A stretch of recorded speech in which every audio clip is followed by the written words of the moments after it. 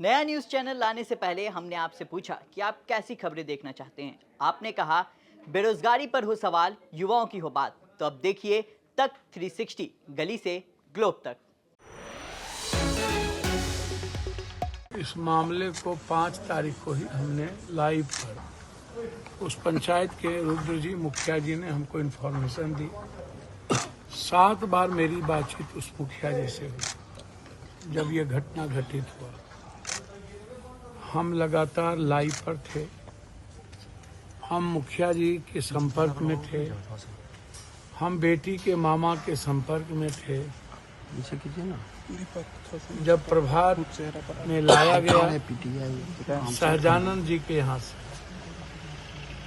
सहजानंद जी ने क्या लिख करके रेफर किया। प्रभात के एक पार्टनर मालिक से मेरी बातचीत हुई, आज भी उनसे मेरी बातचीत हुई। उन्होंने कहा कि लड़की होश में थी, आई थी। खुद उन्होंने मुझसे एडमिट किया कि लड़की होश में आई थी, लड़की का इलाज सही चल रहा था, लड़की को ज्यादा ही ड्रग्स दिए गए थे। इसमें सबसे बड़ी भूमिका है मनीष रंजन की। मनीष रंजन का एक और अस्पताल भी चल रहा है, कई पार्टनर हैं उसमें, एक नहीं है। मनीष का कई हॉस्टल भी। सुधीर कुमार एक डॉक्टर है, मनीष, ब्रजेश, डॉक्टर अभिषेक, सुरेंद्र कुमार, राहुल कुमार। डॉक्टर अभिषेक के द्वारा हॉस्टल में धक्का मुक्की किया गया था। मनीष रंजन के प्राइवेट गार्ड उस परिवार को लगातार घेर के रखे गए थे। मनीष रंजन लगातार इस अस्पताल के संपर्क में थे। जिनका जिनका नाम बराबर लाया जा रहा है उसमें नीतू ठाकुर, सरवन, मनीष और नीलू अग्रवाल। आप मनीष अग्रवाल का अभी तक रिमांड पे क्यों नहीं लिए भाई? क्यों जेल भेज दिया आनंद फानंद? किसने कहा आपको तुरंत जेल भेज देने? जब मनीष अग्रवाल का वो लॉज भी है और आप कह रहे हैं भाड़ा पर दे दिया, और फिर मनीष अग्रवाल के हॉस्पिटल भी है। जो हॉस्पिटल मनीष अग्रवाल कहते हैं रंजन, वो 2025 में ही डॉक्टर अभिषेक फरार चल रहे हैं। इस हॉस्पिटल का रेन्यूअल 25 से नहीं हुआ। अब आप हमको बताइए, मुझे नहीं पता डॉक्टर सतीश की क्या भूमिका है या क्या नहीं भूमिका है, लेकिन मनीष रंजन और कई डॉक्टर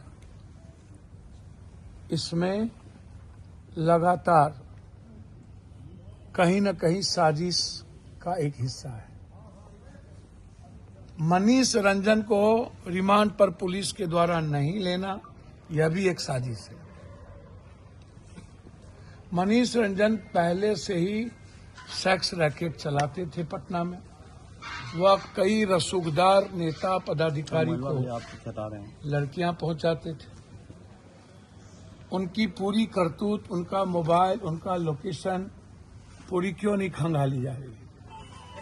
उनके सीसीटीवी फुटेज, वो कहाँ थे उस वक्त? लड़की पटना आई, 5 तारीख को 3 बजे वो पटना हॉस्टल में चली गई। हॉस्टल के बाद वो निकली नहीं। 9 बजे अपने माँ बाप से बातचीत की और 9 बजे से लेके 6 तारीख के बीच लड़कियों के साथ घटना घटी। मैंने कई बार कहा कि आप यदि यह कहते हैं कि लड़की ने खोजा 5 दिनों से, लड़की जब घर पे था तो खोज कब रहा था? 5 दिनों से कब खोजा? खोजा तो फिर जब कोई ड्रग्स लेता किसी दवाई दुकान पे जाके तो उसको तुरंत नींद की गोली को ऑनलाइन चढ़ा देना। वो चढ़ाया कि नहीं, लड़की गई कि नहीं, उसके नंबर होते हैं, वो भी आपने नहीं बताया। आप परिस्थिति नहीं बताए कि किस कारण से हुआ। माँ बाप से डिप्रेस में थे परिवार में कोई दिक्कत हुई थी, गांव में कोई प्रॉब्लम था या पटना में कोई प्रॉब्लम था, कौन टॉर्चर कर रहा था और कौन ले गया, आप इसका भी अभी तक नहीं बताए। ले कौन गया, आप उस सीसीटीवी के फुटेज के बारे में भी नहीं बताए। रूम को साफ किसने किया वो भी नहीं बता रहे। सहजानंद सरस्वती के यहाँ से जब सहजानंद जी क्यों नहीं लिख रहे हैं भाई? सहजानंद जी किसके दबाव में हैं, क्यों डरे हुए हैं?